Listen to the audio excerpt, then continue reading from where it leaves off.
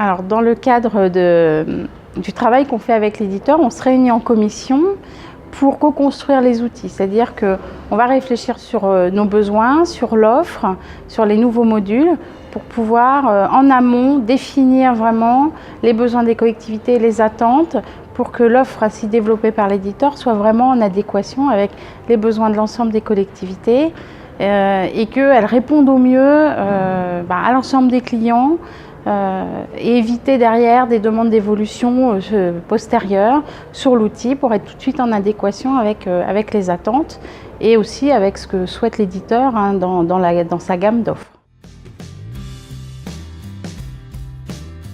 En fait, dans la co-construction, on a différentes étapes. On a une étape de définition du besoin, une étape après de ce qu'on appelle la mind map pour dire quelle est cette définition vraiment du besoin.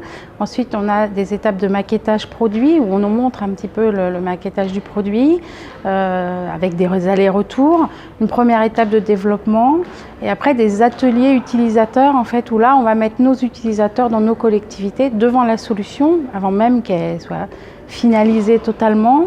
Au niveau ergonomie notamment, pour pouvoir adapter l'ergonomie si on se rend compte que les utilisateurs ont des petites difficultés. Et ensuite, on va avoir la version en test. Donc là, on va pouvoir, nous, dans nos collectivités, tester ou piloter ces versions pour faire les dernières améliorations avant que la version soit diffusée en généralisé pour toutes les collectivités.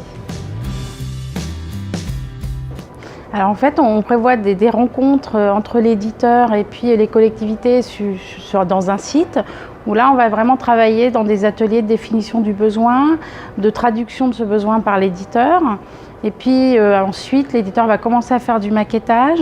Là, on va un petit peu regarder avec l'éditeur ce maquettage par le biais de webinaires, de webconférences et d'échanges téléphoniques pour faire remonter nos remarques.